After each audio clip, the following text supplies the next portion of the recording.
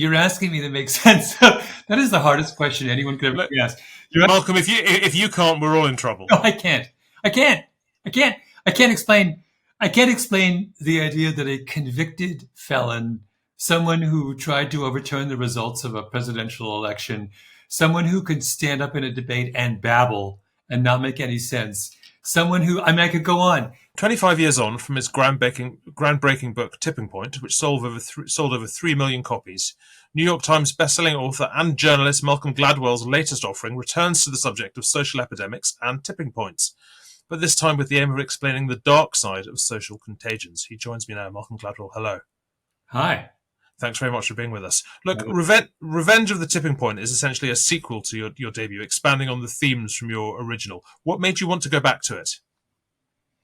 Well, it was the 25th anniversary. I thought it'd be kind of fun. People write sequels right after a book. They write one, then they write part two. But I'd never heard of someone writing a sequel after 25 years. So I thought I raised my hand and said, let me be the first. And you write in the book that you basically you read it again and look back, and you were just struck by far too many thoughts about stuff you'd left out. Things I'd left out, things I disagreed with.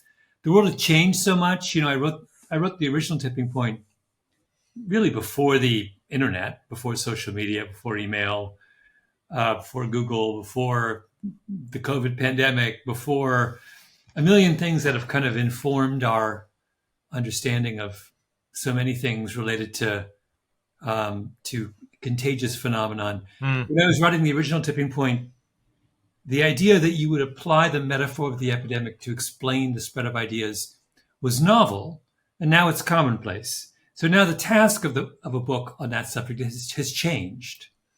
Was it what was it like having written about something that spread, the contagion of spread of ideas, and then, as the rest of us did, living through a global pandemic where you see contagion working in real time? Did you sort of see the reality that had informed the metaphor turning into reality again, if you see what I mean? I did. In fact, I have a chapter on COVID in sure.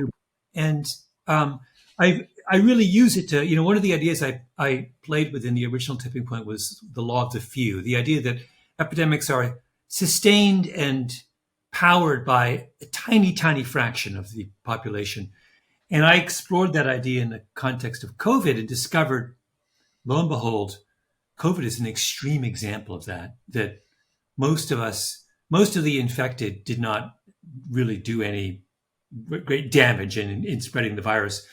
The virus was spread by a tiny, tiny fraction of people who were in a number of ways that we only dimly understand, completely different in the way that they dealt with the virus than the rest of us. So it was a confirmation, a kind of extreme confirmation of an idea that I had raised a quarter century ago. And tell us a bit about the thoughts that you have within the book, and you expressed within the book about what that means for us, whether that means that we have a different responsibility towards or because of a super spreader, for example.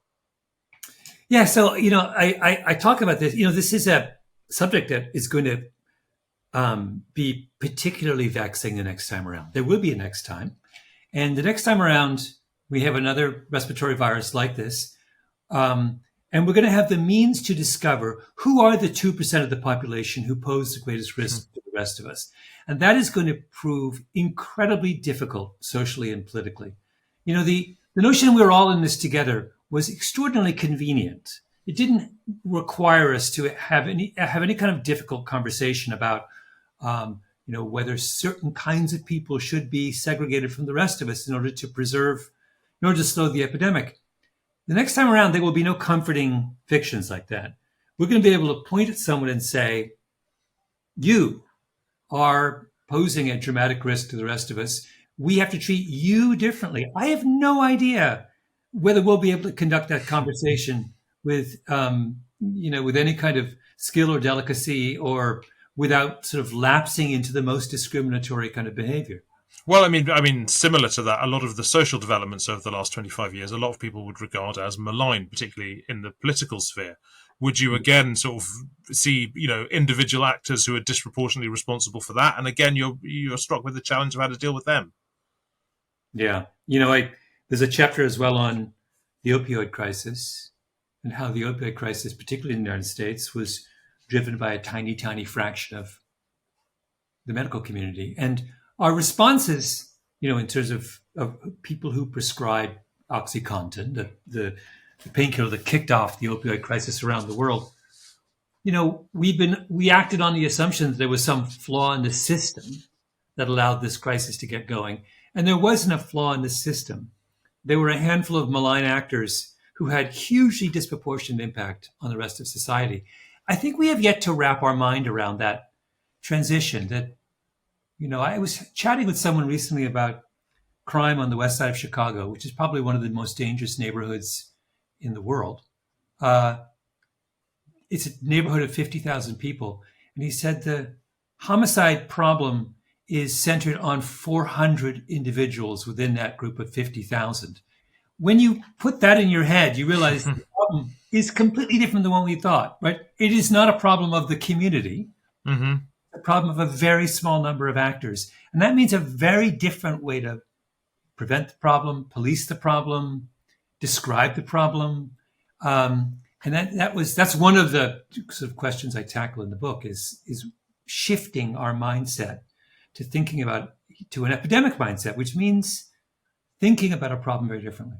We'll come to some more of the precise topics you tackle in the book in a minute. But for yourself, the massive success of The Tipping Point, it represented a sort of tipping point. What was it like seeing almost like your book being not a vector, but a thing that was spread by social contagion in almost the same way? Yeah, it was the book became confirmation of its own thesis. It was, looking back, it was not something I had anticipated. It never occurred to me that writing a book on contagion would itself be a contagious phenomenon. I just assumed it would be read by my mother and forgotten. So that was a big surprise and a kind of lesson in how the world works. But yeah, it did. That book, it started my career, kicked off my career, and I'm enormously kind of grateful for the success of that book. What a dream to be a contagious author. I think it's what we all dream of. Tell me about what went wrong with big cats in American zoos. Oh, yeah. So I have a chapter on monocultures. And a thing about a monoculture is any kind of ecosystem where everyone's the same. And the best sort of recent example of this is cheetahs, for a variety of reasons having to do with die-offs of cheetahs. Cheetahs are the most genetically homogeneous species that we know. Cheetah is basically an identical twin. And what that means is that if one cheetah is susceptible to a given virus or medical problem, they're all susceptible, right? There's nothing to stop any kind of, and that has happened. We've had dramatic confirmation of this in zoos in recent years, where entire populations of cheetahs have died off because of one relatively harmless infection that is nonetheless sort of afflicted them all. And I use that to talk about how we see that in human populations as well. And the chapter is all about a town, a seemingly perfect upper income town somewhere in America. I don't identify it, but I call it Poplar Grove. It's a name given to it by the researchers who discovered it, that has been in the grip of a terrifying, tragic epidemic for almost 10 years and been unable to understand why they were in the grip of this epidemic. And the idea I explore in the book is maybe they're in the grip of this because they're a monoculture.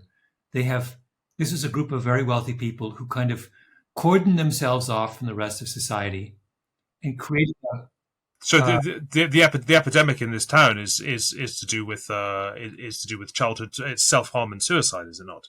Yeah, it is. Yeah, and they were baffled by why this was happening, and the answer, I believe, and I explore in this book with the help of these two remarkable sociologists who wrote this book about it, who studied the town, is that they created a monoculture like the cheetahs, where every kid was asked to perform according to the same sort of specifications and expectations, where The only path forward was to be a brilliant student and a great athlete. And they had a high school where, unlike a typical high school where there are many, many, many different subcultures, and a child comes in and finds the place where they're comfortable.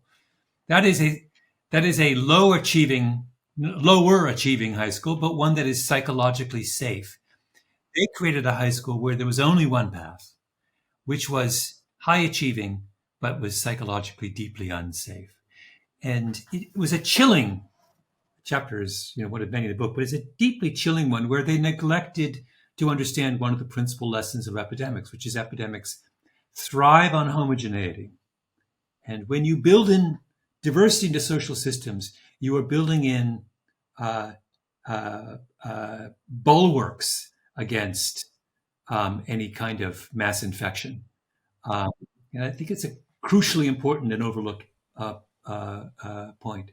Yeah, it's a sort of fascinating argument. Okay, one more. Tell me about why it was that it took until 1961 to have a single Holocaust memorial in the US and not until 1984 to have a second. And whereas today the Holocaust is very well remembered in the US and indeed elsewhere as well. So this is a strange thing that I have to say I was completely taken by surprise by this. Until the late 70s in the West, the Holocaust was something that was rarely discussed. If you look in history books from the 60s and 70s, to my complete surprise, but to anyone's surprise, I think, the Holocaust gets a few sentences. It's not called the Holocaust. As you point out, outside of Israel, there are almost no Holocaust memorials anywhere in the Western world until the late 70s. I found one in LA that was started in the early 60s, and it was an outlier. It was it was that and nothing. Mm-hmm. And in the late 70s, boom, the kind of world changes. And the world changes because of a television show, a miniseries called Holocaust, which runs in the United States, and half the country tunes in. Then it runs in Germany, and it creates a sensation. And it is the moment when Germany starts to talk about the Holocaust. Nobody was talking about it in the 30 years after the war. And I talk about that because I'm very interested in these, this was a contagious event that had the effect of changing society-wide understanding of a deeply significant historical event. And I'm fascinated by that process. How is it that we can change our mind about something, about the way we talk about something and react to something that quickly? Mm-hmm. It's not we tend to think of these ideas like something as basic as how do we talk about and remember the Holocaust? Our assumption is it's just kind of there. It's inevitable, whereas it's not inevitable. Yes. Not inevitable. We would be stunned. Even Holocaust survivors didn't talk about the Holocaust in the years after the war. It's extraordinary in retrospect to think about this. There's a great British example, but I don't talk about in the book. There's a fantastic example of a British MP. He later became an MP, I believe, or he was a businessman who saved countless people from the Holocaust in the years leading up to the Second World War, and then never told anyone. Do you know the story? I've forgotten the man's name. He was a kind of a prominent businessman who had business in Germany, and he arranged for hundreds of Jews to be spirited to safety in the late 30s and never told a soul. And then people found out in the kind of early 80s and made a big deal about it. And he was he was kind of a little bit, I think, horrified that people were bringing it up. But it never occurred to him to tell anyone. This was a story in the pantheon of stories. No, I see what you mean. Look, you've coming to sort of contemporary politics. You've said a lot about elections in the past. How do you map your theories onto the state of American politics today? Where do you see the tipping points that have happened and are still happening? Yeah, you're asking me to make sense. That is the hardest question anyone could ever be asked. Malcolm, if you can't, we're all in trouble. No, I can't explain. I can't explain the idea that a convicted felon, someone who tried to overturn the results of a presidential election, someone who could stand up in a debate and babble and not make any sense, someone who, I could go on, that this person has a 50% chance of winning an election in 6 weeks from now. is a phenomenon that I cannot begin to explain, and no, it's impossible. Do you not see elements of social contagion there? The way that the ideas behind Donald Trump's philosophy, or the philosophy that he's assumed to have spread around, how the formerly unacceptable things have become acceptable, how people have begun to behave in homogenous ways, having not done all that sort of thing? Yeah. I mean, I suppose I shied away from politics in the book just because it's too baffling. I guess there is something there. Although what's more interesting to me about Trump is the fact that there is no movement, right? My books, this book, Revenge of the Tipping Point, and its precursor, The Tipping Point, are all about change and about explaining dramatic changes, in explaining why certain ideas dramatically spread. The thing about Trump is that nothing seems to change, right?